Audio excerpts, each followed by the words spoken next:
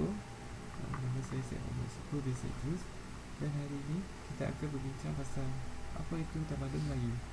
Melayu diberi istilah sebagai beragama Islam, berbahasa Melayu dan namakan adat istiadat Melayu. Okay. Tamadun Melayu merupakan tamadun yang dibentuk oleh orang-orang Melayu yang asal Tenggara, iaitu yang dikenali sebagai gugusan Kepulauan Melayu, Kepulauan Melayu Indonesia, Nusantara, Alam Melayu dan Tanah Jawi. So, kerana sedia dan suka dan Majapahit yang dahulu tidak diambil kira sebagai ketamadun Melayu kerana perbezaan tunjang dengan ketamadun Melayu yang muncul selepas itu. Jadi, oleh itu, apa umbi bagi tamadun Melayu adalah tamadun Islam. Assalamualaikum. Nama saya Muhammad Zaidi bin Azman, nombor matrik 1817341, dan hari ini saya akan membincangkan tentang teori kedatangan Islam di bumi Melayu. Yang pertama, kedatangan Islam melalui orang Arab yang telah hidup bersama dengan masyarakat Melayu ketika abad ke-7 Masihi, dan hal ini telah direkodkan di dalam sejarah catatan Cina dan juga Barat. Dan yang kedua, Islam melalui India. Islam melalui India disebabkan oleh kewujudan Malabar Coast, iaitu satu pusat perdagangan yang sering dikunjungi oleh saudagar Muslim, dan hal ini telah menyebabkan Islam tersebar secara meluas, dan ianya juga telah direkodkan di dalam buku Profesor Dr. Hamka. Dan yang ketiga, Islam melalui China. Ketika abad ke-10 hingga ke-11 Masihi, Muslim di Yunan, iaitu di China, telah berhijrah ke Asia Tenggara ketika zaman Bani Umayyah, lalu telah menyebarkan Islam, dan hal ini telah direkodkan disebabkan kewujudan Masjid Lama di Kelantan dan juga Masjid Lama di Demak yang mempunyai ciri-ciri seni bina Cina di dalam masjid tersebut. Jadi, saya akan teruskan dengan pengaruh Islam di bumi Melayu.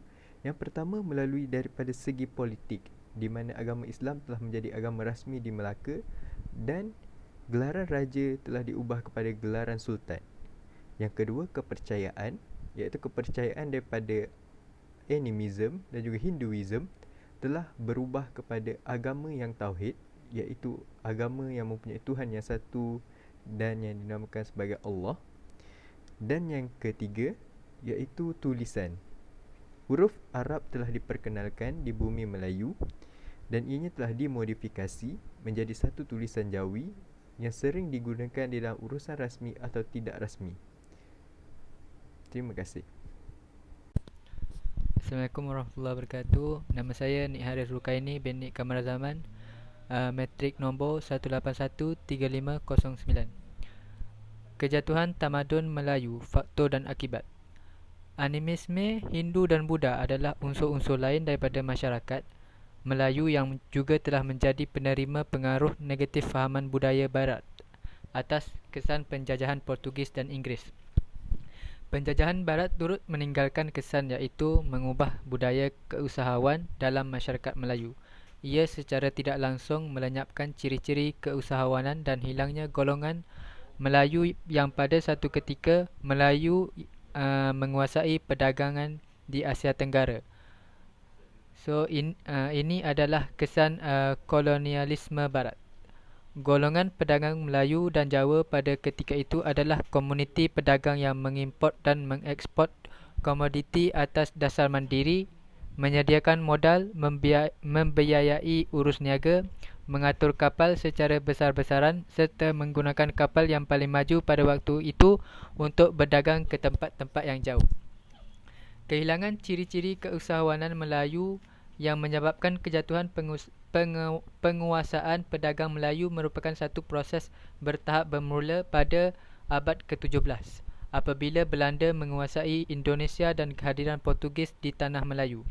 Kejatuhan pedagang Jawa adalah disebabkan oleh penguasa Mataram membatasi kegiatan perdagangan rakyatnya dengan melarang rakyat Pulau Jawa itu sendiri berlayar ke luar negeri, dan sebaliknya pemerintah Belanda menguasai sendiri usaha-usaha ekspor dan import. Peranan Sultan yang bertindak sebagai orang tengah menjual komoditi kepada syarikat-syarikat asing serta penguasa peribumi tempatan kaum bangsawan yang sanggup menjadi alat kepada syarikat Hindia Timur mempercepatkan lagi proses-proses penyingkiran pedagang Melayu.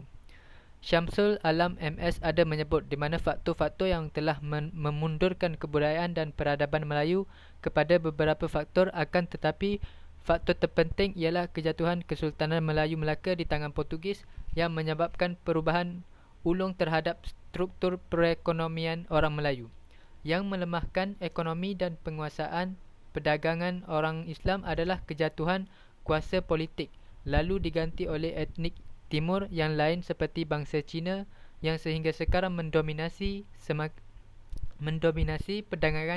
perdagangan di rantau ini. Bakat dan keahlian masyarakat Melayu dalam bidang perdagangan semakin merosot. Sementara sifat-sifat keusahawan seperti kreatif, inovatif dan dinamik tidak lagi membudaya dalam kehidupan mereka, dan sehingga kini tidak ramai orang Melayu yang berjaya dalam kegiatan keusahawan yang penuh dengan cabaran adalah salah satu akibat kejatuhan tamadun Melayu.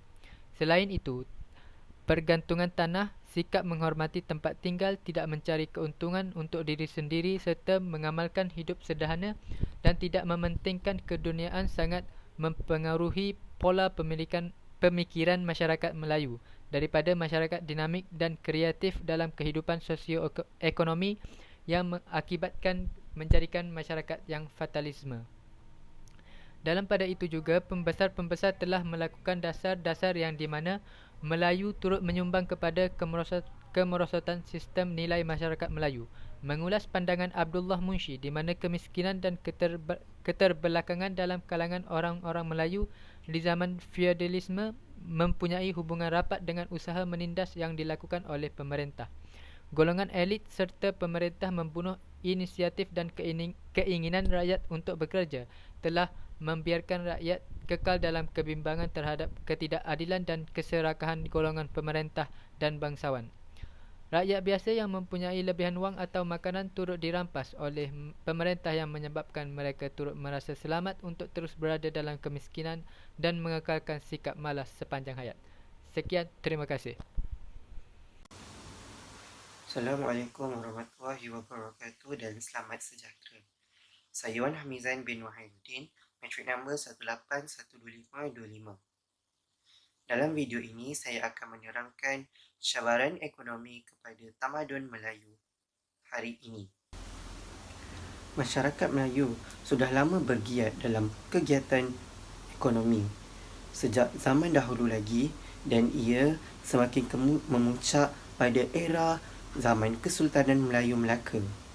Seperti kita tahu, Melaka ketika itu menjadi pusat perdagangan antara pedagang-pedagang daripada barat dan juga timur. Namun, setelah kedatangan British ke dalam tanah Melayu telah merubah landscape ekonomi bagi masyarakat Melayu. Ketika itu, British membawa imigran daripada China dan juga India untuk mengusahakan lombor masjid timah dan juga ladang getah. Dasar pecah dan perintah yang diamalkan British telah memberi kesan kepada ekonomi masyarakat Melayu sehingga ke hari ini. Kerajaan telah melaksanakan pelbagai usaha dalam meningkatkan ekonomi masyarakat Melayu, antaranya menubuhkan MARA, FELDA dan juga mengubal dasar ekonomi baharu.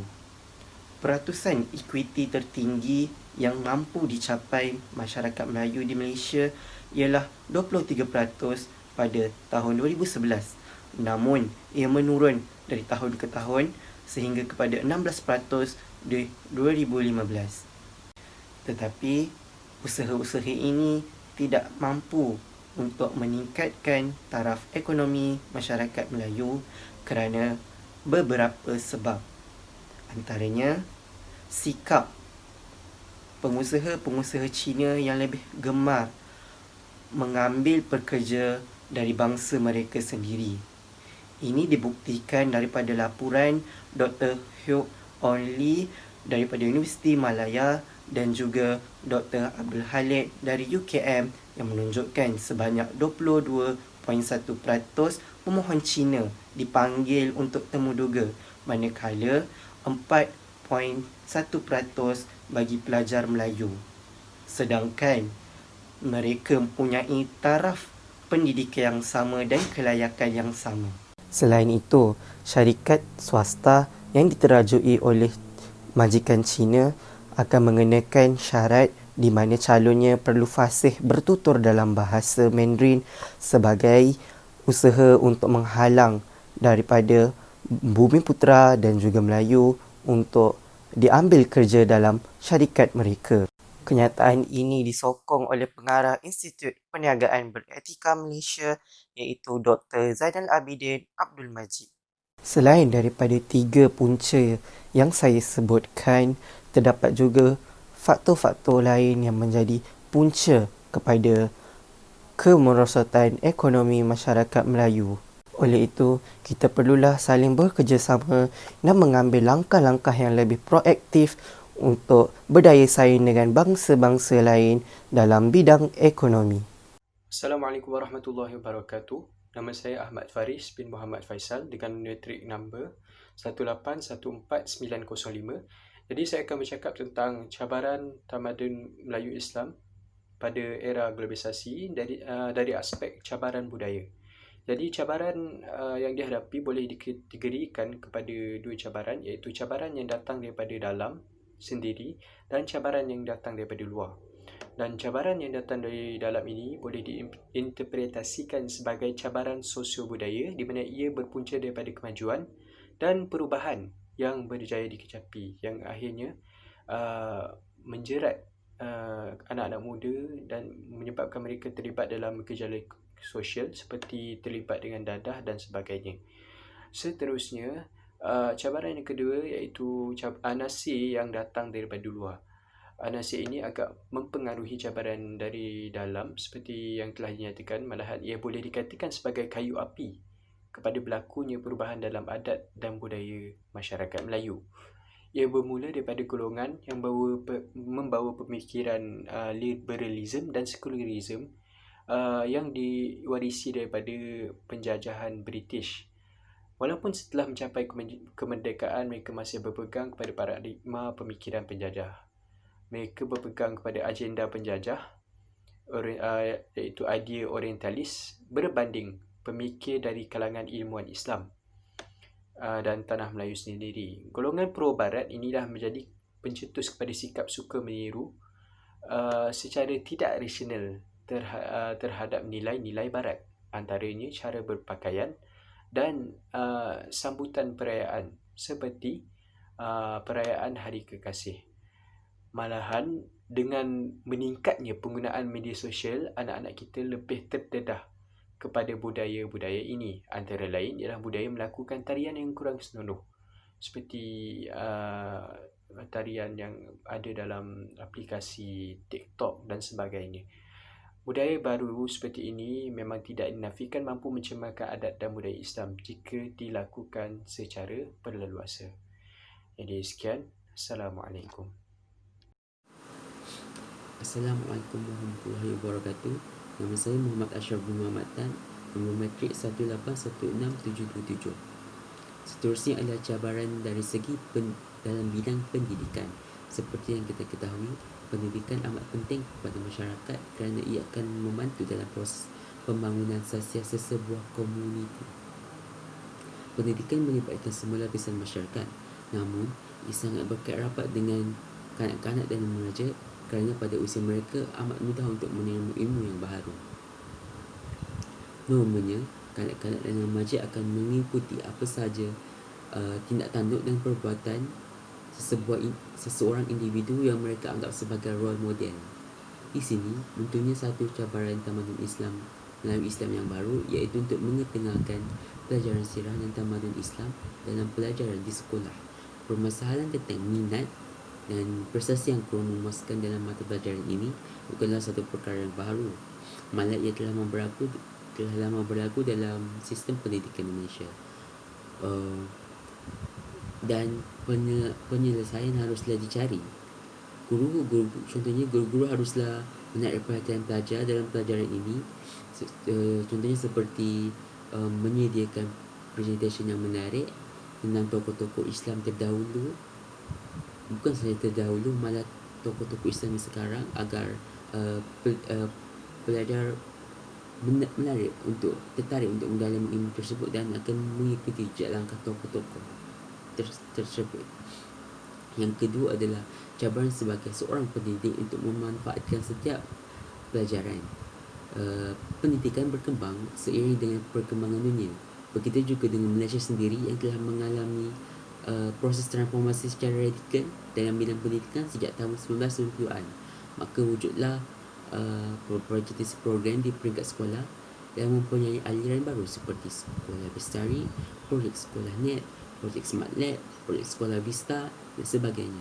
Program-program ini berkait rapat dengan kurikulum akademik sekolah semata-mata. Oleh itu, pendidik sekaligus pelajar haruslah bijak mengimbangi antara kurikulum akademik dan ilmu agama. Sekian, terima kasih. Assalamualaikum warahmatullahi wabarakatuh. Nama saya Muhammad Ashraf Irfan bin Aidil Mustafa, nombor matrik kad 1817501. Jadi, hari ini saya akan membincangkan tentang cabaran tamadun Melayu Islam dalam era globalisasi dari segi politik. Okey, baiklah. Politik merupakan salah satu komponen yang penting dalam sesebuah tamadun selain daripada ekonomi dan sosial. Secara dasarnya, politik membantu untuk menyatupadukan sesebuah masyarakat dengan mewujudkan platform atas tuntutan dari pelbagai pihak dalam sesebuah negara. Ini adalah penting kerana ia melibatkan komunikasi dua hala untuk mendapatkan kepuasan setiap individu agar setiap masalah dapat diselesaikan. Namun begitu, dalam era globalisasi pada masa ini, setengah individu mulai sudah hilang tujuan utama kewujudan tamadun disebabkan hanyut dalam dunia yang penuh godaan ini, terutamanya bagi seorang pemimpin. Disebabkan itu, tercetusnya perpecahan dalam persaingan untuk merebut kuasa yang akhirnya membawa kepada kemerosotan, kemunduran, persengketaan dan akhirnya keadaan yang huru-hara. Terdapat tiga pandangan yang berbeza mengenai cabaran negara dalam era globalisasi. Pandangan yang pertama ialah aliran yang menolak pentingnya peranan negara dalam pembangunan. Pandangan yang kedua, melihat negara diperlemahkan atau dihakis oleh pelbagai desakan. Pandangan yang ketiga, melihat negara bukan sahaja sebagai ejen pembangunan tetapi juga sebagai pendukung ideologi globalisasi. Apapun bentuk pandangan ini, globalisasi telah menjadi sesuatu yang dominan dalam bentuk politik dan pemerintahan. Assalamualaikum, nama saya Muhammad Haris Firdaus bin Muhammad Kamil dan hari ini saya akan bincangkan tentang cabaran daripada segi aspek sosial. Jadi pertamanya mari kita lihat apa yang dimaksudkan dengan sistem sosial. Jadi sistem sosial secara amnya merujuk kepada pergaulan dan hubungan sesama manusia dalam suatu kelompok. Dan jika kita bandingkan dan jika kita lihat pada zaman jahiliah, keadaannya begitu kontra dengan masa kini. Masyarakat dahulunya sangat kucak-kacir dan berlaku banyak penindasan. Namun kedatangan agama Islam telah mengubah banyak corak kehidupan seharian masyarakat. Itu ceritanya pada zaman dahulu. Namun pada hari ini saya akan fokuskan kepada cabaran daripada aspek sosial di bawah konteks hubungan antara masyarakat Melayu Islam dan masyarakat agama lain, terutamanya di negara kita.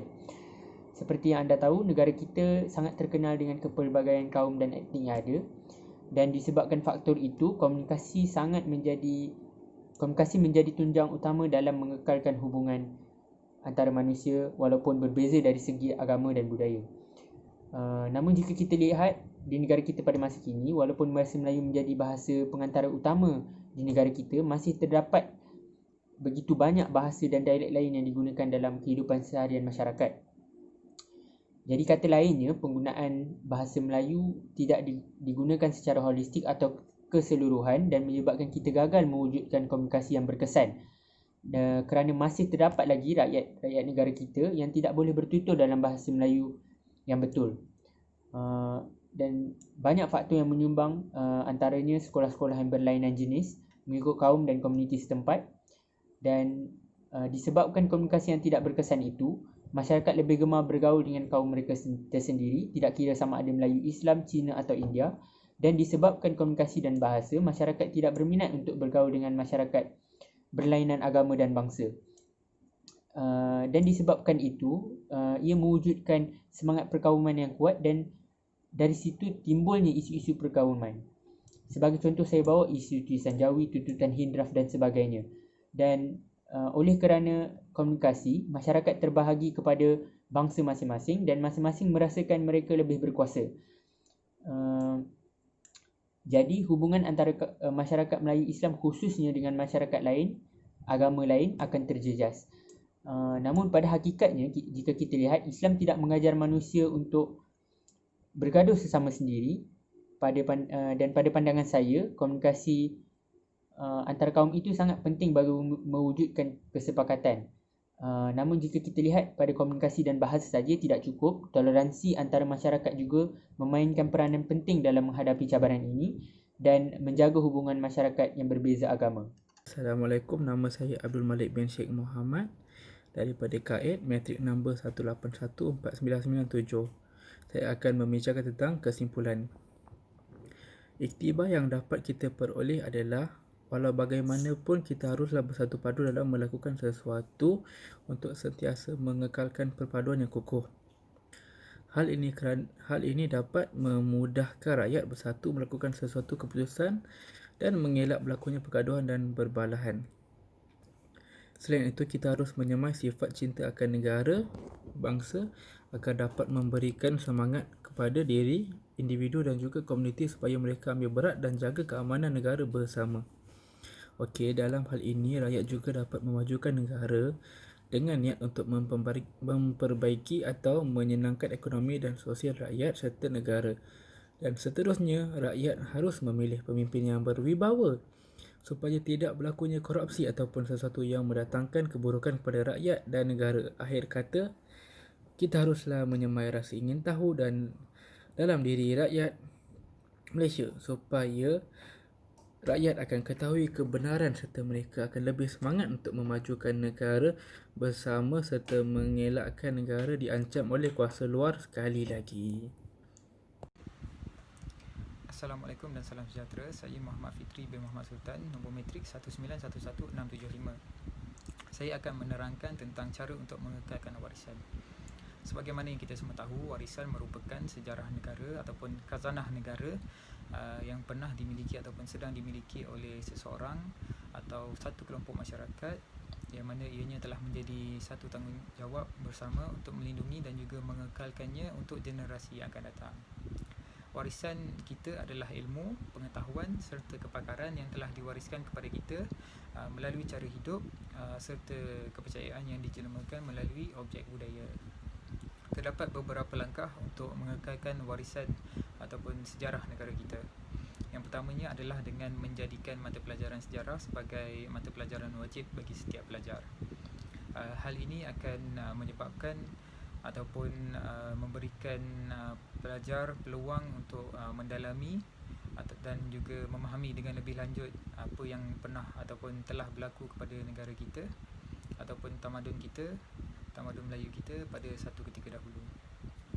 Dengan kaedah ini juga akan menyedarkan masyarakat, khususnya para pelajar, mengenai kepentingan sejarah untuk diingati oleh setiap lapisan masyarakat. Seterusnya, media massa juga berperanan untuk mengekalkan dan juga memelihara warisan sejarah negara kita dengan cara membuat satu siri dokumentasi mengenai sejarah ketamadunan Melayu Islam kita ataupun sejarah negara kita untuk tatapan generasi yang akan datang. Dan akhir sekali, keputusan kerajaan baru-baru ini yang menjadikan hari Jumaat sebagai hari Jawi juga merupakan salah satu cara untuk mengekalkan dan juga memperkasakan kembali khazanah Melayu yang pernah menjadi identiti negara kita suatu ketika dahulu. Dan akhir sekali, sebagai harapan di negara kita yang mempunyai masyarakat yang berbilang bangsa, kaum dan budaya, kesefahaman ataupun sikap tolak ansur serta saling memahami antara satu sama lain adalah amat penting untuk mengelak sebarang ancaman kepada keharmonian yang kita sedang nikmati sekarang ini. Hasil daripada kesefahaman ini akan mewujudkan perpaduan serta mengeratkan lagi hubungan antara kita, masyarakat Malaysia. Terima kasih.